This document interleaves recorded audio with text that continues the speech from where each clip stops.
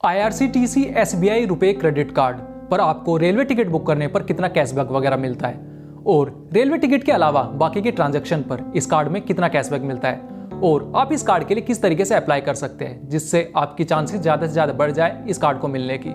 दोस्तों, इन सभी चीज़ों के बारे में मैं आपसे इस वीडियो में बात करने वाला हूँ। इस वीडियो को मैंने 2 पार्ट में डिवाइड करा है। सबसे पहले मैं इस कार्ड के बेनिफिट्स के बारे में बात करूंगा और उसके बाद मैं बताऊंगा कि आप इस कार्ड के लिए किस तरीके से अप्लाई कर सकते हैं। दोस्तों, अगर मैं इस क्रेडिट कार्ड के बेनिफिट्स की बात करूं तो इस कार्ड में आपको 7 बेनिफिट देखने को मिलते हैं। दोस्तों, पहला बेनिफिट जो इस क्रेडिट कार्ड का है वो यह है कि इस कार्ड पर अगर आप सबसे पहले महीने में 500 रुपए की ट्रांजैक्शन कर लेते हैं तो उस पर आपको 350 का कैशबैक मिलता है।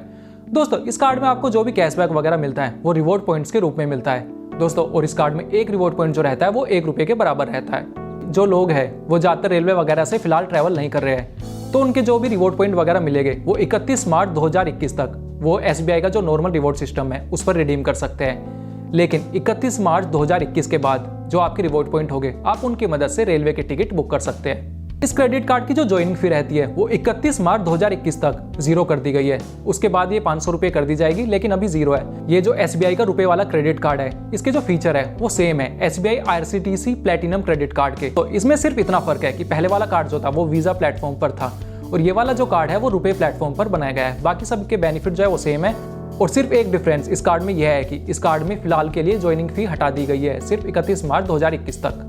दोस्तों, अगर मैं इस क्रेडिट कार्ड के दूसरे बेनिफिट की बात करूं तो वो यह है कि इस कार्ड पर आपको 4% और 10% का कैशबैक मिलता है अगर आप इस कार्ड की मदद से AC के टिकट बुक करते हैं। AC के कौन कौन से? AC first class, AC second class, AC third class, AC chair class और AC एग्जीक्यूटिव क्लास। दोस्तों, ये जो AC की 5 क्लासेस है अगर आप इस कार्ड की मदद से इनमें टिकट को बुक करते हैं तो उसमें आपको 4% का या 10% का कैशबैक मिलता है। दोस्तों, इस क्रेडिट कार्ड में अलग अलग डेट्स बना रखी है जिसके अकॉर्डिंग इसमें आपको या तो 4% का या 10% का कैशबैक मिलता है। आप इसकी डेट स्क्रीन पर देख पा रहे होंगे। दोस्तों, जो पीक टाइम रहता है यानी उस टाइम लोग ज़्यादा से ज़्यादा ट्रैवल करते हैं या तो मतलब सर्दियों की छुट्टियों में या गर्मियों की छुट्टियों में, तो उस टाइम इसका जो कैशबैक है वो 4% फिक्स कर रखा है इन्होंने। और उसके अलावा जो बाकी का नॉर्मल टाइम रहता है अगर आप उस टाइम ट्रैवल करते हैं तो उस टाइम आपको इस कार्ड में 10% का कैशबैक मिलता है। आप डेट यहाँ स्क्रीन पर देख सकते हैं। दोस्तों, आपको ये जो कैशबैक मिलेगा वो रिवॉर्ड पॉइंट्स के रूप में ही मिलेगा और 31 मार्च 2021 तक तो आप इनको SBI की जो नॉर्मल रिवॉर्ड सिस्टम है उसके थ्रू रिडीम कर सकते हैं। लेकिन 31 मार्च 2021 के बाद आप इन रिवॉर्ड पॉइंट्स की मदद से रेलवे की टिकट बुक कर सकते हैं। लेकिन दोस्तों, आप ये जो रेलवे की टिकट बुक करेंगे वो आप सिर्फ AC क्लास में ही बुक कर सकते हैं। इस क्रेडिट कार्ड के अगर मैं तीसरे बेनिफिट की बात करूं तो वो यह है कि अगर ऊपर बताई गई कैटेगरी के अलावा अगर आप इस कार्ड से ट्रांजैक्शन करते हैं तो हर एक 125 रुपए की ट्रांजैक्शन पर आपको एक रिवॉर्ड पॉइंट मिलता है, जिसका मतलब है लगभग 0.8% का कैशबैक। दोस्तों, ये कैशबैक काफ़ी मुझे ठीक लग रहा है। अगर आप रेलवे की टिकट वगैरह बुक करते रहते हैं AC क्लास में तो ये कैशबैक आपके लिए काफ़ी अच्छा रह जाता है। दोस्तों, ये 125 रुपये स्पेंड करने पर जो आपको एक रिवॉर्ड पॉइंट मिलता है यानी 0.8% का कैशबैक, ये आप जो नॉर्मल AC के टिकट के अलावा जो बाकी के स्लीपर क्लास के टिकट रहते हैं उन क्लासेस के टिकट पर भी ये आपको कैशबैक मिलेगा। दोस्तों, इस क्रेडिट कार्ड का चौथा बेनिफिट यह है कि इस कार्ड में आपको रेलवे की प्रीमियम लॉन्ज एक्सेस मिलती है। एक साल के अंदर आपको टोटल 4 लॉन्ज एक्सेस मिलती है जिसे आप मैक्सिमम एक क्वार्टर में मैक्सिमम सिर्फ 2 लॉन्ज एक्सेस ले सकते हैं। दोस्तों, यह भी काफ़ी अच्छा रह जाता है क्योंकि जो बाकी के कार्ड वगैरह रहते हैं तो उनमें आपको एयरपोर्ट पे तो लॉन्ज एक्सेस मिल जाती है, तो इस कार्ड में आपको रेलवे पर लॉन्ज एक्सेस मिल जाती है जहां पर आप वेट कर सकते हैं। वहां पर आपको एक AC रूम मिल जाता है जहां पर आपको लंच वगैरह भी मिल जाता है और बाकी बहुत सारी फैसिलिटी वगैरह वाईफाई वगैरह की फैसिलिटी आपको उस रूम में मिल जाती है। तो ये आपके लिए काफ़ी एक अच्छा ऑप्शन हो जाता है। दोस्तों, 5वां बेनिफिट इस कार्ड में आपको यह मिलता है कि अगर आप इस कार्ड की मदद से रेलवे की टिकट बुक करते हैं, वो जरूरी नहीं है AC क्लास में हो, वो नॉर्मल टिकट भी हो सकते हैं। दोस्तों, उस पर आपको 1% का जो सरचार्ज रहता है जो आपके रेलवे टिकट बुक करने पर बाकी के क्रेडिट कार्ड वगैरह पे लगता है, तो वो सरचार्ज इस कार्ड में आपका नहीं लगने का।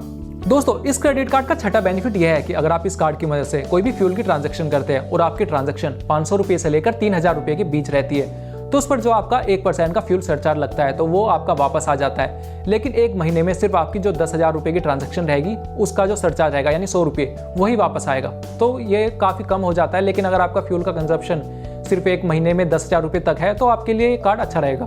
दोस्तों, अगर मैं इस क्रेडिट कार्ड के 7वें बेनिफिट की बात करूँ तो वो यह है कि आपको जो SBI के कार्ड में balance transfer, easy money, flexi पे इस तरीके के जो बेनिफिट वगैरह मिलते हैं तो वो सभी बेनिफिट भी आपको इस कार्ड में देखने को मिलेंगे। दोस्तों, इसके ऊपर मैं पूरी एक कंप्लीट डिटेल वीडियो बना चुका हूं तो आप डिस्क्रिप्शन में जाकर उस वीडियो को भी देख सकते हैं। दोस्तों, अब मैं बात कर लेता हूं कि आप इस कार्ड के लिए किस तरीके से अप्लाई कर सकते हैं। सबसे पहले मैं बात करता हूं कि आपको इस कार्ड के लिए अप्लाई करना चाहिए या नहीं। दोस्तों अगर आप एसी ट्रैवल करते रहते हैं रेलवे में तो ये कार्ड आपके लिए बेस्ट हो सकता है, क्योंकि दोस्तों इस कार्ड में जो इसकी एनुअल फी है वो सिर्फ 300 रुपये प्लस जीएसटी है। और दोस्तों 300 रुपये प्लस जीएसटी के साथ साथ इसमें एक चीज़ बेकार है कि आपकी जो एनुअल फी है वो वेव ऑफ नहीं हो सकती। जैसे बाकी के कार्ड में ऑप्शन रहता है कि अगर आप 1 लाख रुपए या 2 लाख रुपए की ट्रांजैक्शन कर लो 1 साल में तो आपकी जो एनुअल फी रहती है वो वेव ऑफ हो जाती है, तो उस तरीके का ऑप्शन इसमें नहीं मिलता है। लेकिन उसके साथ साथ इस कार्ड में जो आपकी एनुअल फी है वो भी बाकी कार्ड से कम है, 300 रुपये प्लस जीएसटी यानी 354 रुपये। बाकी कार्ड में 500 रुपये 1500 रुपये इतनी ज़्यादा तक भी एनुअल फी हो जाती है। दोस्तों अगर मैं बात करूँ ये कार्ड किसको आसानी से मिल सकता है, तो अगर आपकी एज जो है वो 21 साल से 65 साल के बीच है और आपका क्रेडिट स्कोर अच्छा है और आपके पास एक स्टेबल इनकम है तो ये कार्ड आपको आसानी से मिल सकता है। दोस्तों मैं बात कर लेता हूँ आप इस कार्ड के लिए किस तरीके से अप्लाई कर सकते हैं। दोस्तों अगर आपके पास पहले से ही कोई एसबीआई का क्रेडिट कार्ड है तो आप डायरेक्टली एसबीआई केयर को कॉल करके उन्हें कह सकते हैं कि आपको इस कार्ड में अपग्रेड कराना है और आप इस कार्ड में आसानी से अपग्रेड करा सकते हैं, आपको ये कार्ड आसानी से मिल जाएगा। या फिर अगर आपके पास पहले से ही कोई और क्रेडिट कार्ड है तो आप कार्ड ऑन कार्ड के बेसिस में इस कार्ड को आसानी से ले सकते हैं। लेकिन अगर आपके पास पहले से कोई भी क्रेडिट कार्ड नहीं है और आप इस कार्ड के लिए अप्लाई करना चाहते हैं तो आपको आपके जो नॉर्मल केवाईसी डॉक्यूमेंट्स रहते हैं, सबसे पहले तो वे डॉक्यूमेंट्स चाहिए आपको। उसके बाद आपको या तो सैलरी स्लिप लगानी पड़ेगी अपनी, या फिर आपकी आईटीआर जो डॉक्यूमेंट रहते हैं आईटीआर वगैरह लगानी पड़ेगी, और आपकी जो मिनिमम मंथली सैलरी है वो मिनिमम 20,000 रुपये की होनी चाहिए। उसके बाद आप या तो किसी एजेंट के थ्रू या फिर जो एसबीआई कार्ड की वेबसाइट है उसका लिंक मैं डिस्क्रिप्शन में भी दे दूंगा, उसके थ्रू आप अप्लाई कर सकते हैं। और अगर आप इन क्राइटेरिया को फॉलो करोगे तो आपका जो कार्ड है वो आसानी से अप्रूव हो जाएगा। दोस्तों अगर आपको यह वीडियो अच्छी लगी हो तो इस वीडियो को लाइक कर दीजिए और इसी तरीके के और वीडियोस के लिए चैनल को सब्सक्राइब कर दीजिए। इस वीडियो के बाद आप मेरी अगली वीडियो को देख लीजिए। Thanks for watching.